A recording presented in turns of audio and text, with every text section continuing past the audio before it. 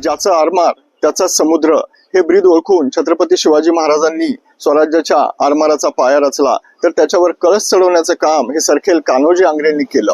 तो बरीच वर्ष मूल न झाल्यामुळे त्यांनी देवीला नवस बोलला की तुझ्या अंगाऱ्याच्या आशीर्वादाने जर आम्हाला मूल झालं तर त्याला तुझं नाव देऊ.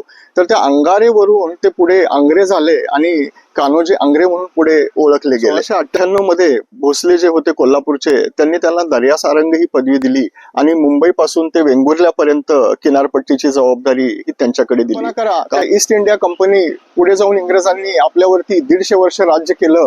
त्या ईस्ट इंडिया कंपनीवर वचक ठेवण्याचं काम कान्होजींनी केलं होतं. सिद्धी, पोर्तुगीज, डच यांच्यावरती एकाच वेळी समुद्र किनाऱ्यावर निर्विवाद वर्चस्व गाजवणाऱ्या कान्होजी आंग्रेंची समाधी आपण अलिबागमध्ये छत्री बाग म्हणून पाहतोच, पण त्यांची मूळ समाधी या चौल गावातील रामेश्वर मंदिराच्या पाठीमागे आहे.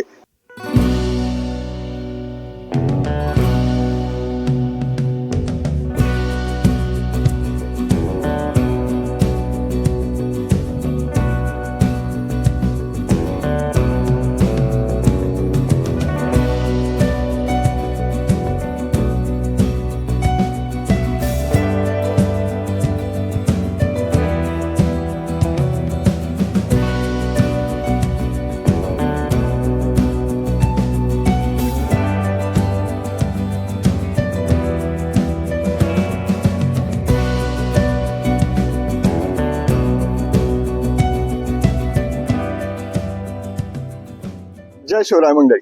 डॉक्टर प्रसाद ट्रॅव्हलिंग या युट्यूब चॅनल मध्ये तुम्हा सर्वांचं पुन्हा एकदा स्वागत. मंडळी, ज्याचा आरमार त्याचा समुद्र हे ब्रीद ओळखून छत्रपती शिवाजी महाराजांनी स्वराज्याच्या आरमाराचा पाया रचला, तर त्याच्यावर कळस चढवण्याचं काम हे सरखेल कान्होजी आंग्रेंनी केलं.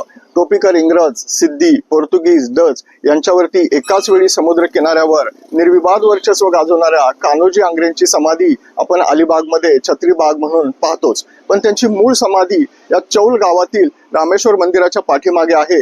त्याच्या दर्शनाला आज आपण आलो आहोत. आज आपण कान्होजी आंग्रेंच्या समाधीचा आढावा घेऊया. तुम्हाला जर हा व्हिडिओ आवडला तर नक्की लाईक करा, चॅनलला सबस्क्राईब करा आणि आपल्या मित्रांनाही शेअर करा. चला तर घेऊया दर्शन कान्होजी आंग्रेंच्या समाधीचं.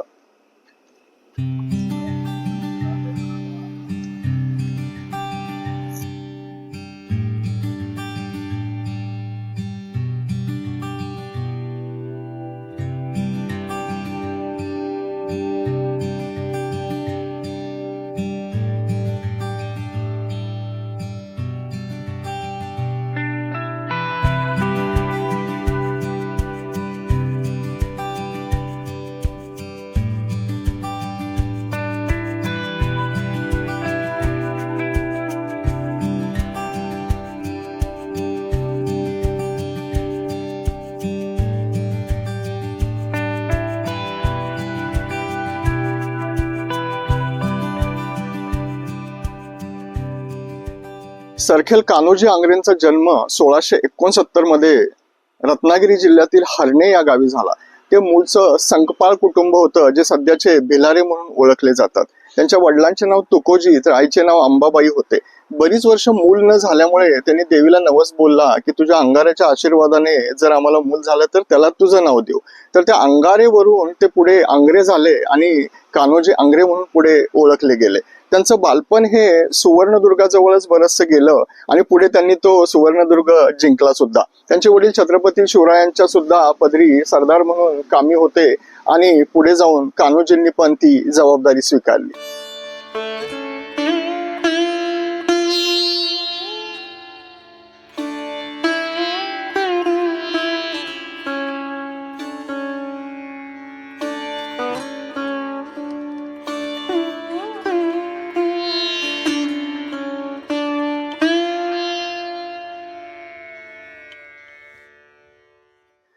लहानपणापासूनच समुद्र सफरींची आणि धाडसी मोहिमांची आवड असल्यामुळे कान्होजी आंग्रे हे पुढे नावारूपाला आले.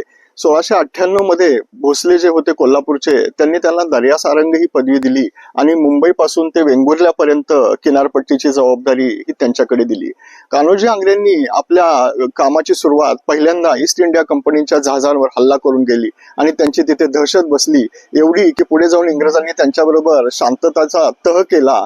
आणि त्याच्यानंतर 1707 साली जेव्हा शाहू महाराज गादीवर आले, तेव्हा पेशवे बाळाजी विश्वनाथ भट यांनी कान्होजी आंग्रेंबरोबर करार केला आणि त्यांना मराठा आरमार प्रमुख असं घोषित केलं जातं. तर असं म्हटलं जातं की ताराबाईंशी त्यांचं सख्य होतं आणि त्या गादीवर बसू इच्छित होत्या, त्यामुळे हा शाहू महाराजांनी थोडासा डाव खेळला असंही काही इतिहासकारांचं मत आहे.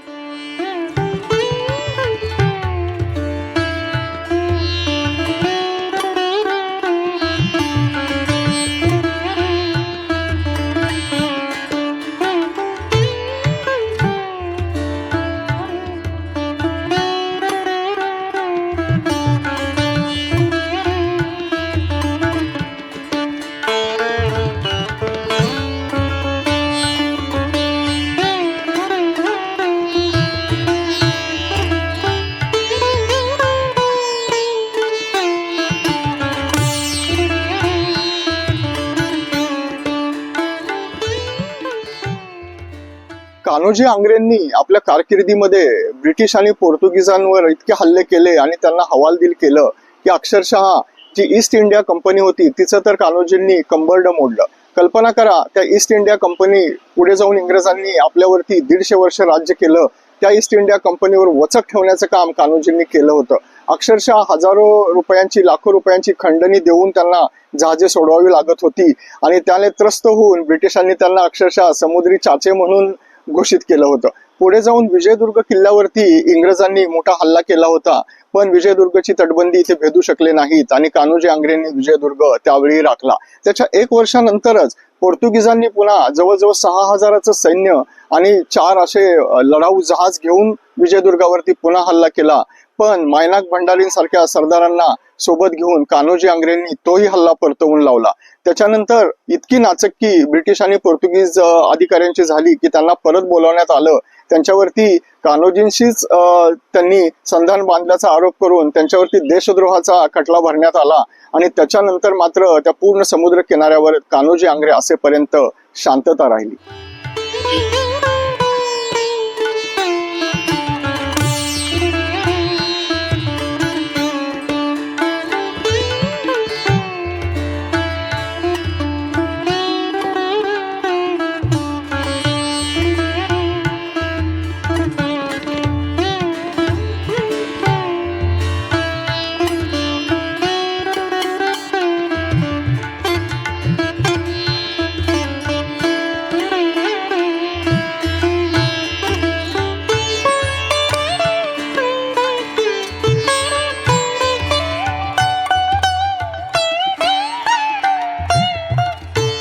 ही वास्तू भारतीय पुरातत्व विभागाने राष्ट्रीय संरक्षित स्मारक म्हणून घोषित केली असली तरी संवर्धनाच्या मात्र प्रतीक्षेत आहे.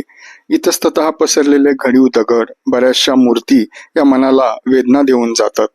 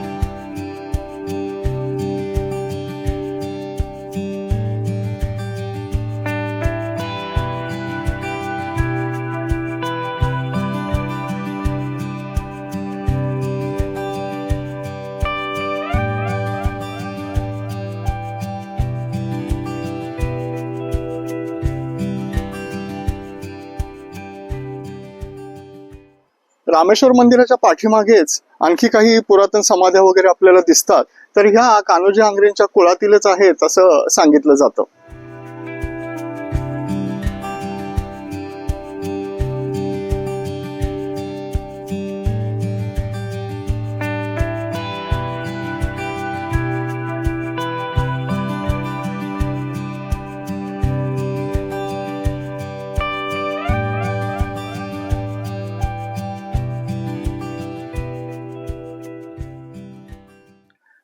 शेजारीच असलेल्या शेकडो वर्षाचा इतिहास सांगणाऱ्या प्राचीन रामेश्वर मंदिराला भेट देणे क्रमप्राप्त ठरते. या मंदिराचा संपूर्ण व्हिडिओ आपल्या चॅनलवर असून तो अवश्य पहा.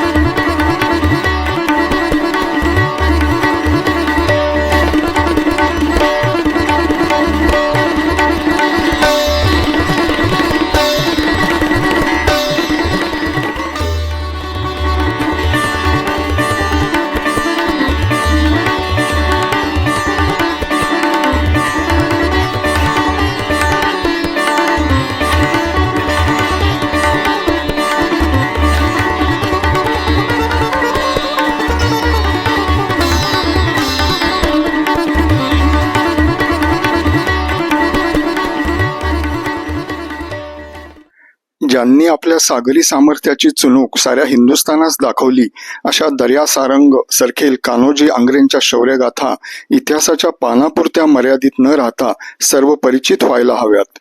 कोकणची समृद्धी टिकवण्यासाठी वेळप्रसंगी शत्रूचा पाडाव करताना त्यातील लूट भरून दौलतीचा खजिना कान्होजींनी कधी रिता होऊ दिला नाही. पण आज ज्या ठिकाणी ते चिरनिद्रा घेत आहेत त्या समाधी स्थळाची दुरावस्था पाहून इतिहासप्रेमींच्या काळजाला घरे पडतात. यात भविष्यात बदल नक्कीच होईल ही शिवचरणी प्रार्थना. भेटत राहू इतिहासाच्या वाटेवर. जय शिवराय.